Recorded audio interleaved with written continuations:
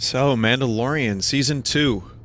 I don't usually do this, but this show is chock full of spoilers, and I decided to talk about it, share some of my thoughts, impressions. Note, I am not smart. I don't have a degree in film. I didn't really study it, aside from working a little bit at public access. Sure, I can edit. But the technical stuff, I don't really know.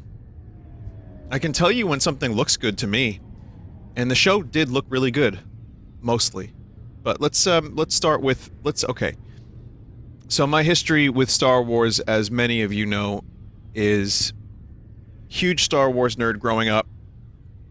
Got the original trilogy VHS tapes, wore them out, kept watching,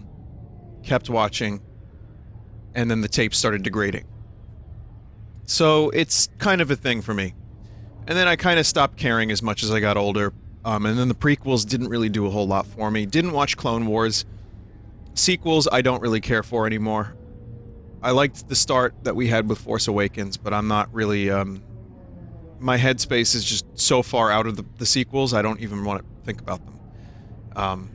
I've had plenty of complaints, and I'm just indifferent now. Oh, also, if you hear any weird noises, I'm in Coruscant right now. Those are cars flying by, alongside some other machinery that's humming, and definitely not my heaters.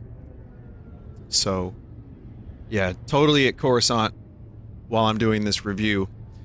So, I guess I always wanted a live-action Star Wars show, and there were always rumors of it, but it didn't happen. We got animated shows. And they were good. I didn't really watch them until later. I watched Rebels, and I liked a lot of it. I watched some of Clone Wars, which I know many of you think is like the best, and I believe it. I need to watch more of it. And, I played the games. So there was always like this drought of Star Wars where we had the 3 movies, the prequels, and then some shows and some video games and like books. I read a couple of those books. But getting the announcement that we were getting an actual TV show, that it wasn't Boba Fett, blew my mind. It's like, oh, wow, okay, they're doing a live-action show. And I thought we were going to get a Boba Fett movie or a Boba Fett TV show, and this dude looks like Boba Fett, but he isn't Boba. So it's weird that it would go like this, but I like the direction they chose to make a new character, to start a new story, and to try to expand this universe in a way that makes sense. Like, it has the same influences as the Western-Eastern clash that Star Wars did, and also, it takes the familiar locations, gets some new ones, expands the lore a little bit, and it's done so pretty respectfully. Season 1, as a quick recap, I liked, but it wasn't, like, amazing. I thought it was good. I liked the special effects. I liked the Mando character. I liked Taika Waititi's robot. And, there were a couple episodes that were really good. And then some of it was just kind of like, alright, I see. It's just very simple, basic Star Wars. And, Mando goes in, he shoots, he does the thing, and then, next one. This season was better, but it followed a very similar formula. One of the reasons I didn't like Season 1 was because it felt very formulaic and very simple, and like they were just avoiding any risks, and in some ways that's a good thing. I think just establish the show, establish the tone.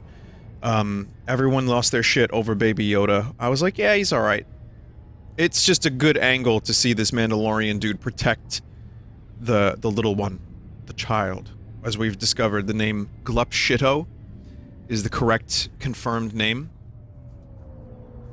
And everybody kind of lost their shit over the cuteness or like the Star Wars-ness, and I liked that because I have to be very careful because my nostalgia will override my sense of what I think is good or bad and what will hold up. Like, if I watch the show in a couple of years, am I going to like it, or is the appeal going to wear off? Because that initial, like, dopamine rush of seeing Star Wars live action with a lot of callbacks and a lot of the same language that the original films used is very exciting, but does it hold up through the story, and will I watch it again in a couple years? So, I think Mando Season 1 almost got it really right. And it was very, it was a slow start, but it worked, and the action was good. I like their filming technology. It doesn't look fake. Some of the CG stuff, like some of the monsters, like looked a little fake, obviously. And that's probably the worst CG. But everything else, like the ships and the backgrounds, their new technology where they film against a screen that, like, moves with the camera, so it looks very natural, is great. I hope it's utilized more. And Season 1 ended up being enough to make me want more, where I didn't feel the same level of, like, when I watched some of the sequels. And even the prequels while I was growing up. I know people love those prequels these days, but growing up and seeing them with, like, a slightly older brain, it's like, sand. You don't like it? Huh? You wish you could wish your feelings away. What? What do you mean Anakin went to the dark side after only a couple things? I know there's video essays that go on and on and on about the prequels, but I've grown to appreciate them and accept their silliness and their bad dialogue and flaws, but as I've said, I like the world they created more than the actual storytelling. Like, the way it was done was just bizarre, but getting the tone of Mando Season 1 close to the original Star Wars and making it a little bit more like a Western, I thought worked really well, and it made me want more. So, fast forward to, finally, 7 minutes into this video, Season 2 of Mandalorian, and I thought it was even better, but with some caveats. There's definitely some yachts. I didn't love some of the fan service when it was super, super overt, but yet it was done pretty well. And I felt like the storylines were continued in a way that were interesting. For me, the core of this show has become the Mandalorian, or Din Djarin, I believe is his name, and Gluck Shido, who is, they reveal his name. Oh, big spoilers for this whole video, by the way. Especially when I get to the end of Season 2. So if you haven't seen it, watch it if you're interested. I don't want to spoil it for people who haven't seen it, so big spoilers, but yes, the child's name is revealed to be Grogu, which, Yoda, Grogu, sure, I'll take it.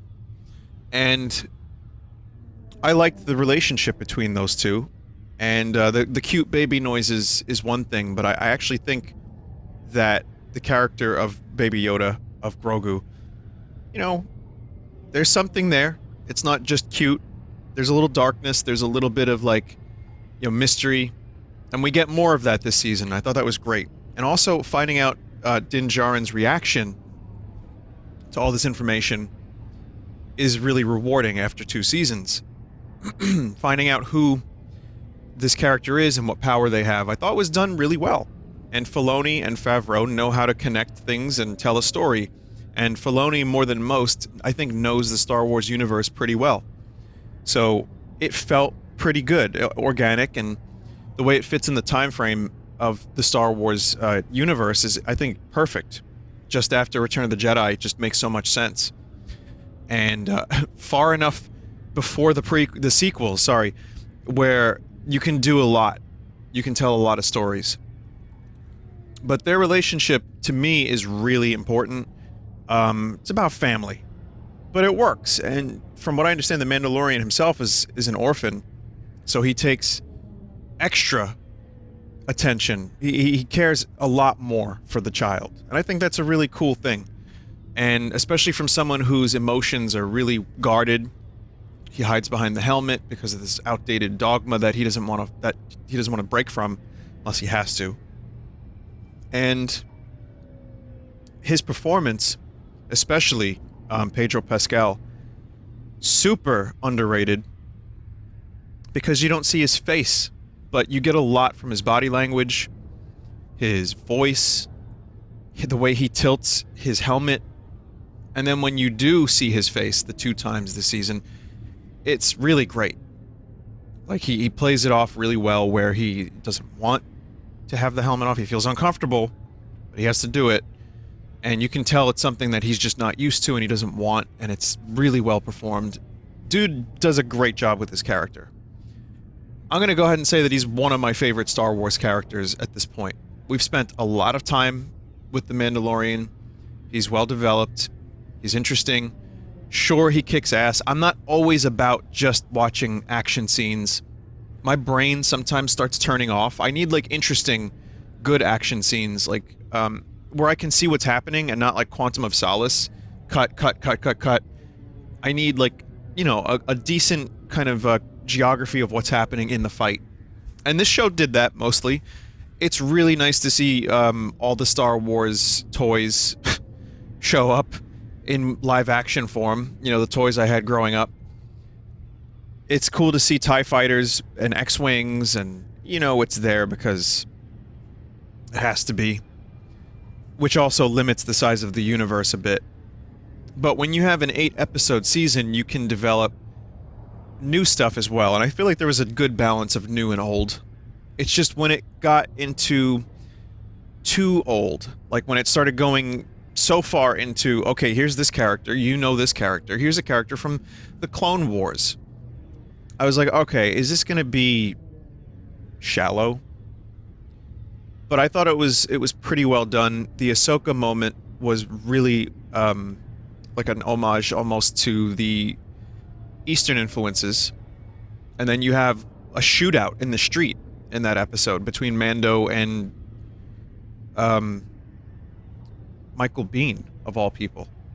And it went well. I think cutting between those two scenes was a cool, direct way to show how George Lucas originally was influenced.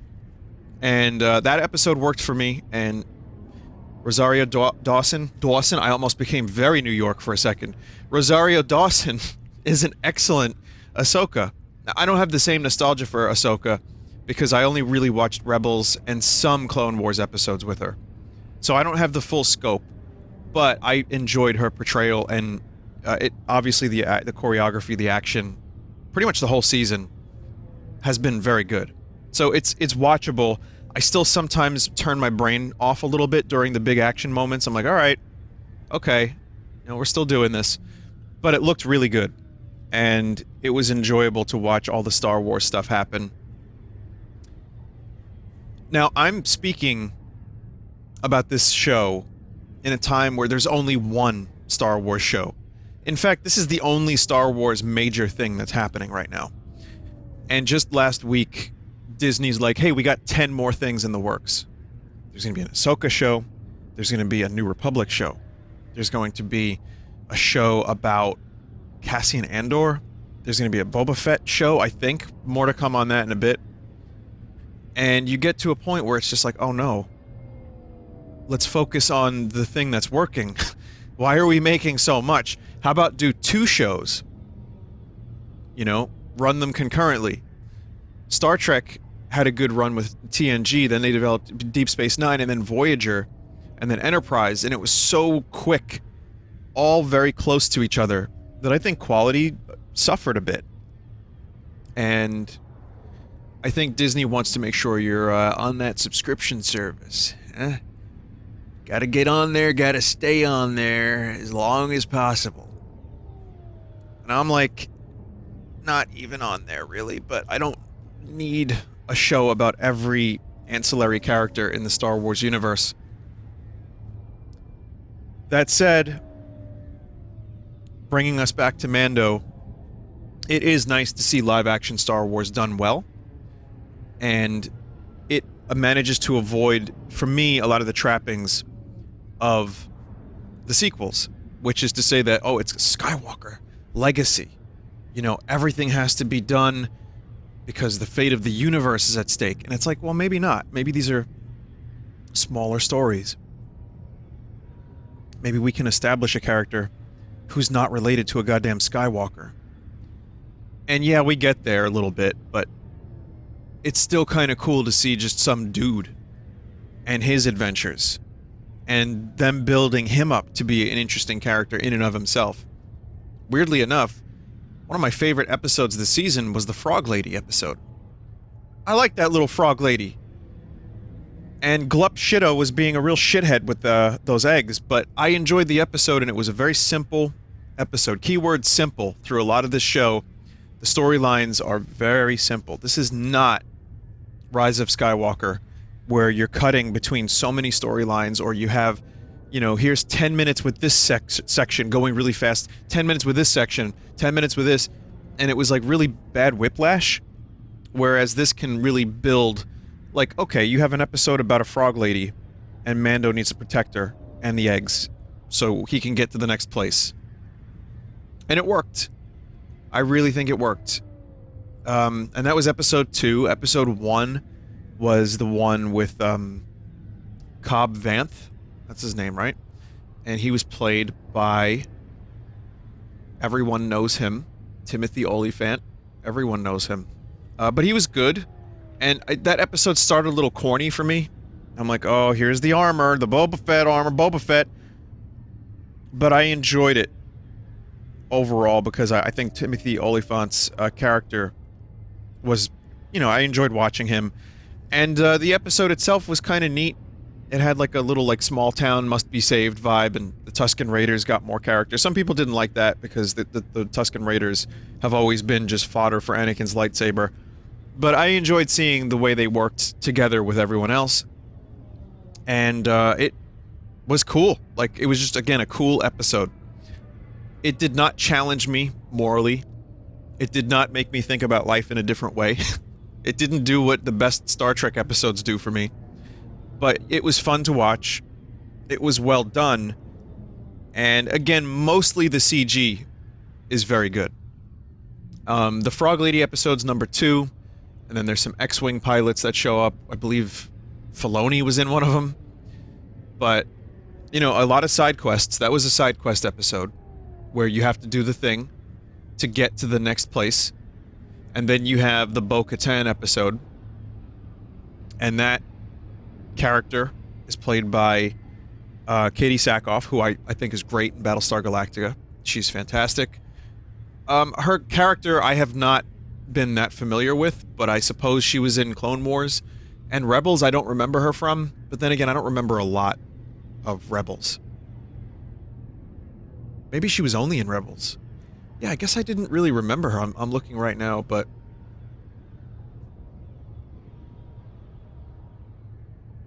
yeah, I mean, she's definitely been in episodes that I've seen, I just don't remember.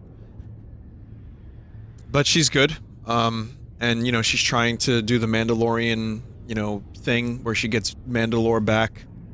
And then, of course, in order to get the information, the Mandalorian has to help her. But it's interesting seeing a different take on that culture. Whereas Din Djarin, it's going to be a weird name to get used to, but he doesn't want to take his helmet off. They don't give a fuck. So you see some ideology conflict, and it was setting up the character for later, which will be more vital, or more relevant, excuse me, in the last episode, and then most likely Season 3 is going to have a lot of that. So, then there's the episode with Carl Weathers and Cara Dune, and Carl Weathers directed that episode, and it was pretty good. Again, good action, and you learn about the laboratory, and, you know, they're establishing here, like, they need the child's blood for something. I don't know what they're gonna do in regards to the sequel trilogy. I've heard rumors that they're gonna try to walk it back a bit, and maybe even do a retcon, using some kind of timey-wimey shit. I would be okay with that. But I'd also be okay with them never touching the sequels. And just staying, like, kind of here. If they want to do something with this blood to make, like, a Snoke, or another dark side Force user, okay. But if we find out that this blood is being used to somehow Palpatine's returned, it's gonna, for me, it's gonna lose a little bit of impact. So I'd prefer if they didn't even, like, touch that stuff, or they did a thing where, okay, this Snoke that they created was real. They made a character out of this stuff, like they summoned an old Sith Lord back using the blood of a Force-sensitive Jedi. I guess the kid is not really a Jedi, but you know what I mean. And then they can build the Snoke story a little bit. You want to know how I got those scars? I know we see the Snokes in the tank in Rise of Skywalker, but we could, you can explain that away with one line of dialogue. But it would actually probably lend some weight to the sequel trilogy about, like, a power dynamic between this clone Snoke and the Emperor if you build him up. So I'd say don't even touch it, but that's one potential way to go about it. So they're setting up some intrigue for later, and they're showing why the Empire wants this Yoda so much. And I enjoyed seeing that happen, that play out, where we, have like a mystery, but it's not a J.J. Abrams mystery box. I feel like with Filoni and Favreau, you're going to get an explanation. You're going to find out what they need, why they need it, why is it a mystery, and it's just a matter of time. Sometimes satisfying answers can coexist alongside the question. The Ahsoka episode was next, and again, I enjoyed it. I just really was a little bit worried about, like, oh god. Well, here's the first lightsaber in Mandalorian, and we've done so well without lightsabers and the Force, and it's like, can we just move away from the Jedi, the Force stuff? It's cool, but the prequels were all about it, the sequels were all about it, and it just gets kind of hokey, and then the Force is used to explain, like, so many plot inconsistencies, and, like, everyone's dumb on the Jedi Council because, Palpatine had good, like, plot Force sensitivity. Don't get me wrong, I love old Palpy, but man, it just felt so, like, it got to the point where it felt like a plot device more than an actual mystical force, and the rules could change at any time. And I granted, the Force hasn't been explained 100%. Obi-Wan didn't just say, okay, Luke, well, with the Force you can run fast, you can hypnotize stormtroopers, you can block blasters, you can, with peace and love, stop doing me voice instead of Sir Alec Guinness. And you can also jump really high and use lightning if you're evil. So thank you, Ringo Juan Kenobo. But truthfully, it wasn't laid out, so they could do more with the Force, and video games have expanded it, books as well. But just talking about the movies, and not even the Clone Wars show, the Force just kind of starts getting too, like, whatever the plot needs it to be. And I always go back to Empire, what Yoda told Luke the Force was. It surrounds us. It's within us. It's all life. And you just need to focus and concentrate, and it brings you balance and peace. And I think, fuck the Jedi right now. I don't want to see them. Let them rest a while. Let's talk about the rest of the Star Wars universe. And, like, the angle of the Jedi being corrupt, or just, like, too dogmatic and kind of shitty, was an interesting angle for the Last Jedi movie to take. And, like, how the reason they fell in the prequels was because they were too stubborn. They were too blinded by their own moral superiority. They were on their high horses, whatever. That was an interesting angle, but I didn't think it was executed properly. Personally, I didn't enjoy that. But I thought it was a cool idea, and I thought, and I was hoping the way the sequel trilogy was going to go was they would say, well, the Jedi, the Sith, kill the past, right? We don't need either of them. Be a person. Sometimes you have to make tough decisions. Sometimes, you're not morally 100% perfect. And by the way, the Jedi not being able to be with someone, like love someone, is what led to the fall of the Jedi. Maybe the dogma of the Jedi were, like, it was fucked. And that wasn't explored properly. So that would have been more interesting for me, but they just went back to good versus evil and whatever, big fight. The point I'm trying to make is, I I think the Ahsoka angle of her not being this 100% like, you know, godlike, Jesus-like creature of the Force is fine. And that's where I ended up enjoying the episode a little bit more. She is a little bit morally questionable.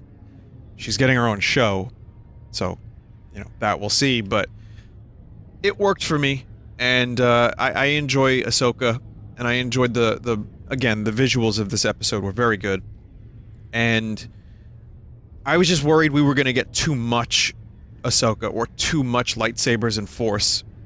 Whereas, again, I really enjoy the aspect of this being its own contained section of the universe with a bounty hunter or a Mandalorian with a gun, you know, and the seedy underbelly of the galaxy, and it just has always been an interesting angle for me that hasn't been fully explored. And when it was, you know, it was Solo, and, well, that movie wasn't too bad, but again, we keep going back to the same characters and it has to end with a damn lightsaber. So I was a little worried after this episode, and then Boba Fett came along, and I'm like, oh god, here we go. I love Boba Fett because the armor is cool. Let's be honest here, Boba Fett doesn't have much of a character. It is a cool toy that we had. I had the Slave One. I liked the Slave One. I liked Boba Fett because jetpack and rockets. So the prequels didn't really do a whole lot. It was like, here's Boba Fett at 12. And I enjoyed the clone angle of the prequels, and, you know, Jango Fett being the progenitor of these clones, and him making a clone son for himself. That was cool, but it didn't really go anywhere aside from, I guess, the Clone Wars TV show really dug into the clones and Rex and all the, you know, those characters, and that's well and good, but just from a movie standpoint, Boba Fett wasn't much more than a prop, or like, he drove the plot forward because he captured Han, and that's fine, and then he just got fucking bitch-yeeted into a Sarlacc pit. So for years and years and years, what happened to Boba Fett? What happened to Boba Fett? How could he survive the Sarlacc pit? He didn't. How could he? He did.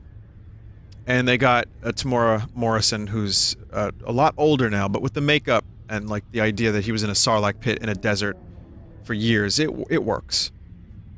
How he got out, I don't really care. I just wanted to see how they were going to use him as a character, and it worked. I will still sit here and say that Boba Fett is more of a cool toy than a character, and if they're doing a Boba Fett show, which I believe they are, or you know, combining his storylines with the Mandalorian, we need some, you know, some building, because I still don't know what he's about. Like, he made a promise, he kept the promise, they fought together, and he's like, okay, well, you know, thank you for the armor. So he decides to help Mandalorian, and I thought that was pretty cool. But, you know, it's just a dude with a gruff voice who's kicking ass, who's wearing the armor, shooting the missiles. It's really nice as someone who grew up with Star Wars and held these things and these images in my head as legendary. Some of you maybe didn't grow up with Star Wars, the original trilogy, or maybe you just watched the movies a couple times. I was like kind of obsessive about it, and I also watched the movies a lot, read the books, and had the toys, like I said. So these things were very iconic to me. So seeing Boba Fett and the Slave One and the seismic missile or the seismic bomb that he used, like, it was really cool. And it definitely made me feel something. And nostalgia is a really powerful fucking drug. And again, it's just about how well done is it? Does it feel like it's relevant to the plot? What I will say is it's really weird how Mandalorian keeps running into these characters that are so famous to us. But I'll give it a pass because he ends up in these places where they are. So fair. I don't know all of the, you know, minor characters. Like, for example, the character that Boba Fett was with, I don't know where she is from or who she is, really. So, you know, that stuff loses some impact. So, yeah, Boba Fett was cool. I think they need to really develop this dude's character. I could see him as a more morally gray, but even, like, kind of semi-sociopathic version of the Mandalorian. And we kind of see that a little bit at the end of the series, of the season, but I'll tell you about that in a minute. My favorite episode was the one with Bill Burr. He was very good. They let him do his thing. They gave him a lot of scenes. There's good banter. The scene where Mandalorian takes off his helmet and they have to like figure out how to get through the situation, and you can tell, you know, that the character Mayfield is just sick of this Imperial officer shit. Good fucking acting, really good scene, gives weight to why they're fighting the Empire and why they are like the Empire in the first place. And again, somehow Bill Burr is just a great actor. Like, sure, he plays himself. It's like Space Boston.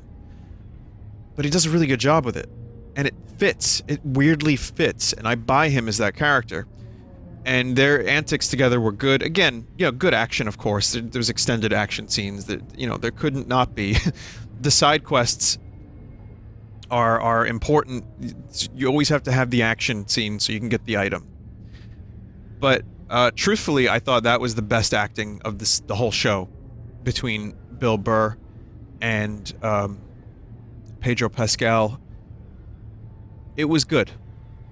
I liked. So that episode was again a little heist episode, and they're doing different like genres of like action. Like, so that was a little heist episode. You have to sneak in. The previous one was fight the oncoming. It was a defensive.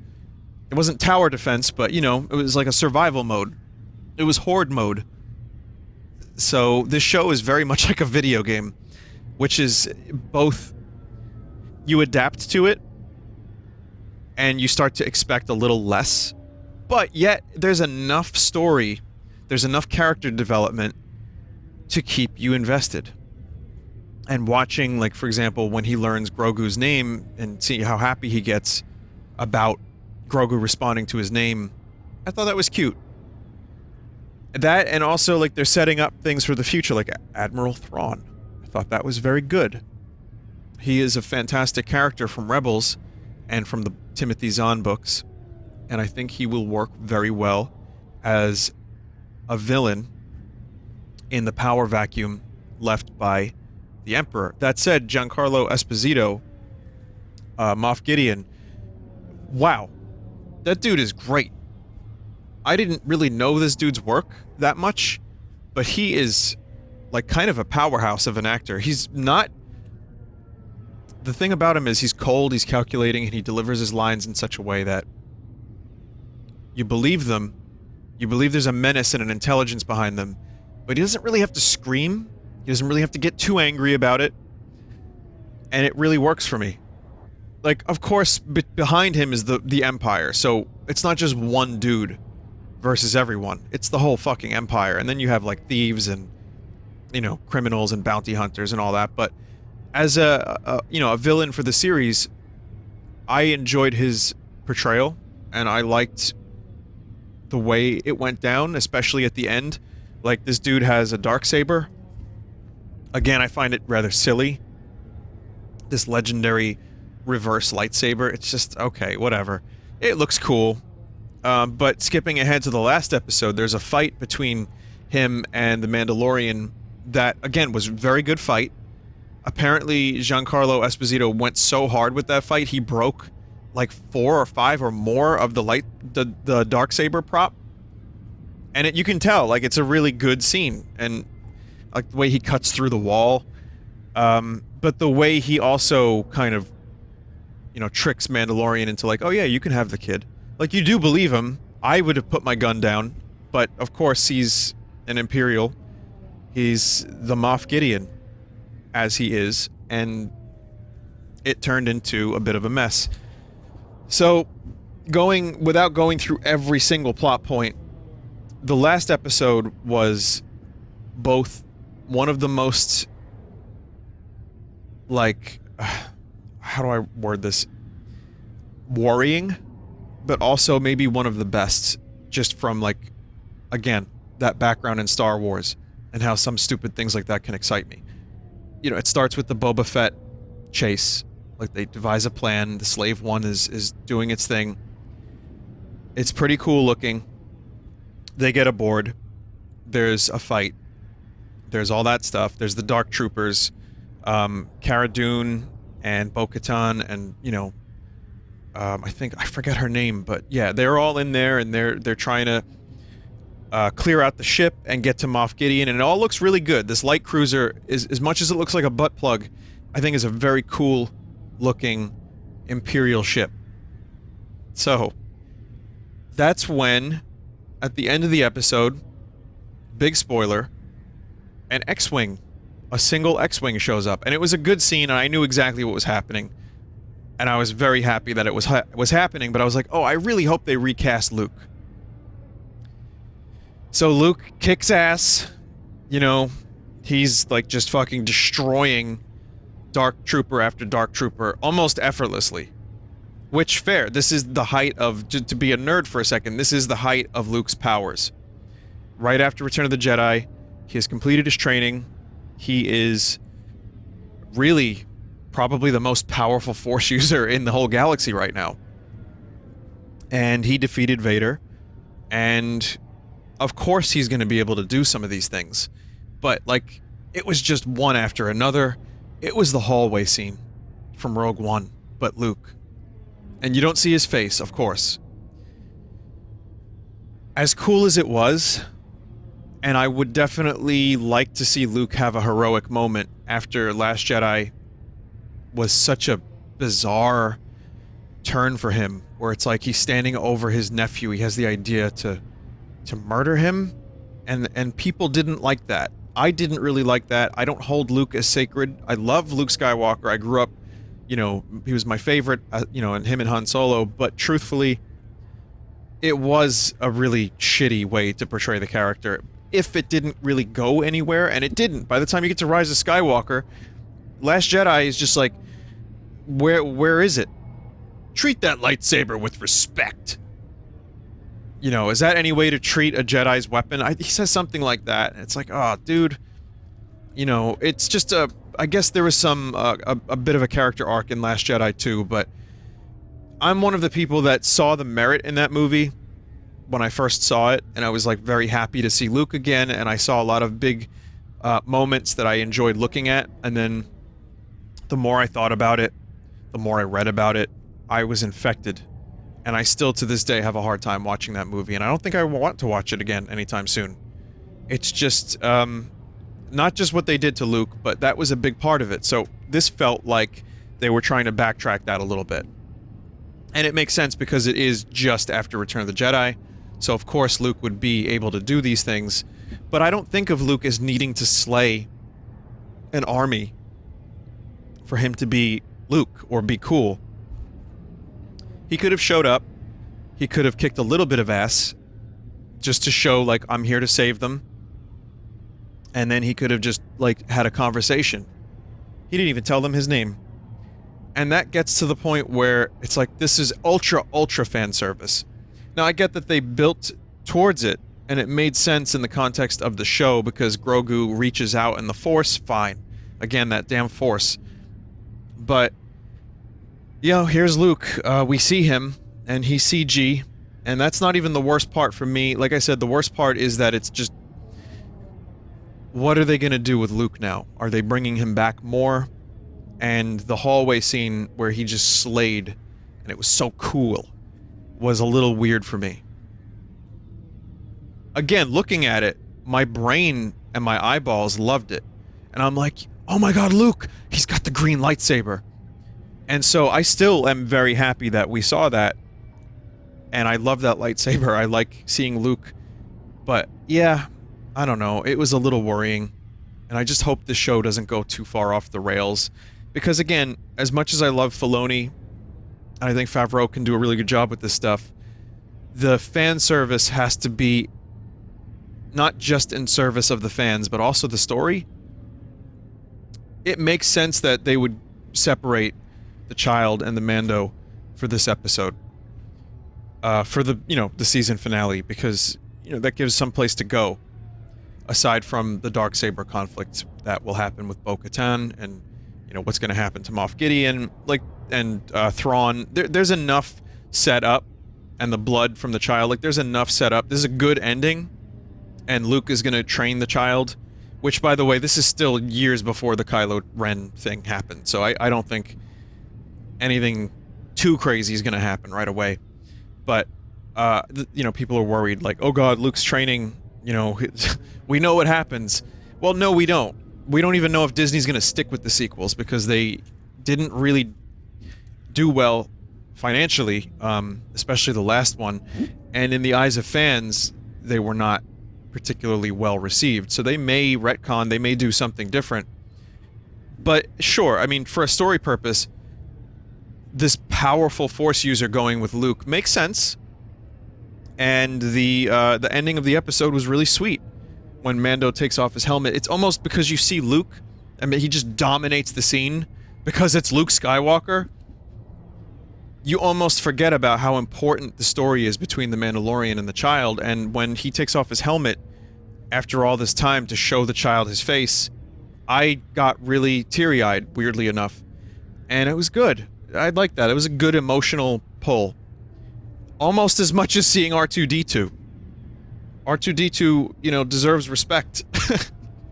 And it was nice to see him with Luke. He was just chilling, and it made me really happy to see him. I didn't think it would, but it did. So, you know, again, I'm very malleable when it comes to fan service, but then I have to turn... That was a paper towel. Then I have to turn my brain on, and I have to think, like, again, is this going to hold up? How is this going to work in terms of where the story's going? Where does this go? And how are they going to play this out now that Luke Skywalker is a part of the show? So that's my questions. Just to address the elephant in the room, yeah, the CG was not particularly good. It looked amazing when Luke didn't speak. And I was like, holy shit, that's very good. And then he spoke, and we still aren't there yet, and I don't know if people working from home made this, like, not work as well, but, like, Tarkin didn't work for me. Carrie Fisher, you know, the young Leia in Rogue One also did not work for me. It's really hard to recreate a human and then have them speak. And this show looks great. You know, the show looks really good. It has a good budget. But it was just weird, and it was hard to really, like, take it kind of as serious as I wanted it to. The thought of it being Luke, I can accept it. But if we get any more Luke Skywalker stuff, you know, I don't think we can do CG unless the technology somehow drastically improves. Like, I just don't think it can happen. I want to be able to, like, connect with the character I see on the screen. And it's just, as cool as it was, it took me out of it. I don't mean to be too much of a stickler about it, but I couldn't help it. And then, you know, the voice was good. Apparently that was Mark Hamill, which is weird because he sounds exactly like younger Luke. And for those that say, well, he's a talented voice actor, I looked it up. He did a young Luke thing with Yoda in a cartoon 2 years ago, and it sounds like old Mark Hamill doing a voice. It's not terrible, but you can tell it's easily older Mark Hamill. So I don't know if they did some, like, audio trickery. I don't know how they did it. I thought maybe it was a sound-alike at first, but maybe not. It was good. The voice was the best part, I think. And so there you go. I guess that's my review. I'm not sitting here saying it was bad to see Luke, and the dopamine was nice, but there's another angle to it that makes me like, alright, okay, well, I thought this was going to be a show about a new character, and yet this whole season was just, okay, here's Luke, Boba Fett, Ahsoka, lesser known, but Bo-Katan, Moff Gideon talks about, or whoever talks about, Thrawn, which I think is a good idea. And then here's Bill Burr. Billy Red Balls, Go Fuck Yourself Burr was in the show. Talk about fan service.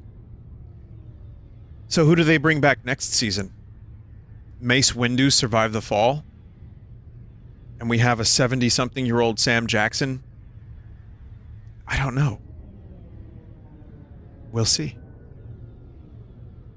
But overall, I'm happy the show exists. I've complained a little bit, but I think I really like this show, and I feel like Mando Season 2 was even better.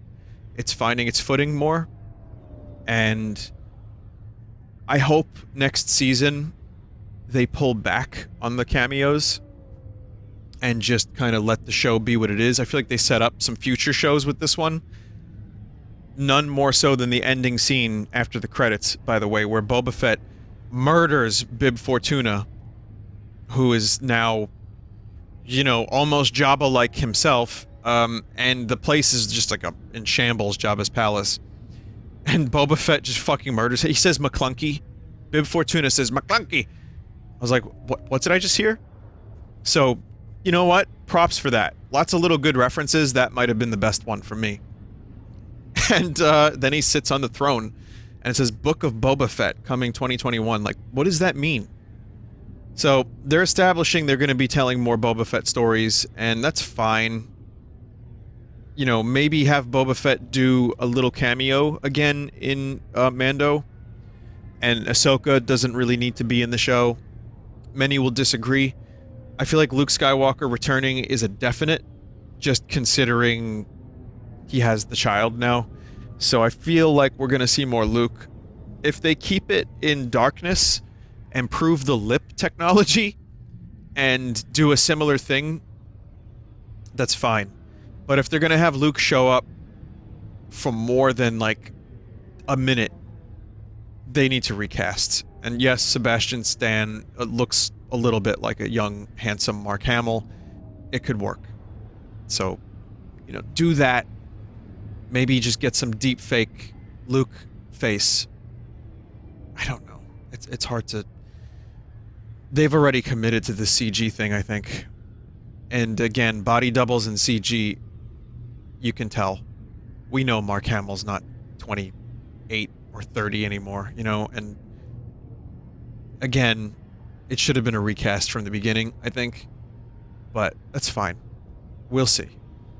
At the very least, if they continue the story of Din Djarin, what is he going to do now with this Darksaber? What's going to happen with the child separately? But focus on his journey throughout the galaxy and what his purpose is now that the kid's gone. I think it'll work. And I'd like to see more of these new characters that we've established. More Carl Weathers. I think Cara Dune's getting her own show. It's like, oh, okay. Sure. But Carl Weathers, his character. Bill Burr, his character. And maybe establish some new ones. And just let The Mandalorian be what it is. And then you can use your other 8 shows, Disney. And then you can, you know, have a show for each character. Whatever you need to do. But that's just cynical, Vinny. Truth is, if I see cameos in the future, I'm going to enjoy them. And I can't help it. That's what Star Wars does to me. It does a thing in my brain where it's like a brain worm. You know, part of me wants to argue about it and be like, no, that's wrong because it's not my view of the character. It's not my view of what Star Wars is. And then the other part of me is like, oh my god, that's fucking Luke Skywalker. Holy shit, I had that toy. So it's, you know, for those that don't really watch it, don't understand it, and I see whenever I talk about Star Wars in the chat, people are like vomit face. And it's a hard thing to explain, especially now because Star Wars, the original, is like over 40 years old. I wasn't alive when they were in the theaters, but it is something intangible that makes it what it is. And I'll be real, Mandalorian captures a lot of that. And I'm very happy that it exists. It's the first Disney Star Wars thing that has really hit the mark for me. Whereas other things maybe hit a little bit, but felt weird in other spots, this actually felt like new Star Wars with the intent of it being new, like new Star Wars with good stories and I'm very pleased about that. So let's hope for a good season 3. Let's hope that them making another 10 Star Wars things, including a movie, whatever they're doing, doesn't interfere with the quality of this show. And let's hope this doesn't turn into Jedi show. I don't think it will. I think Filoni and Favreau are a little bit too smart for that. And for Filoni, I think the main thing is, you know, purpose, fulfilling George Lucas's kind of original vision and telling the story properly. And Favreau is like, I want to build this connected universe. We can do that. We've had more time to plan now. We have the resources. The movies are done for now. So let's just see where we can take this on TV. By the way, TV is the best medium for Star Wars right now. To build characters, to spend time with the plot, I think TV is a great way to go, and not like people really want to, you know, movies are going to be kind of tough anyway because we can't really go to a theater. Who knows if the theaters are going to recover? I feel like this is a good way to continue this franchise and do something a little different too, and not just make another trilogy and another trilogy. Also, how's Rian Johnson's trilogy going? Don't know. I say scrap it. Let Taika Waititi do his movie, do the Rogue Squadron movie, and just do TV shows. Again, less would be nice, but if we're getting them, let's see. It soon will be so inundated with Star Wars, we won't have a choice but to dream in Huttese. Oh, okay. Solo. Right, alright, okay. Well, that's my Mandalorian review. It is very good for mostly the right reasons, and I am sad that the season's over, but glad it happened. Thank you for listening, and maybe in a couple years, I'll do another one of these. Okay, it's time for me to leave Coruscant now and fly away on my ship. So, I hope everyone has a good day out there in the galaxy. Take care. And, you know, Star Wars ship sound effect.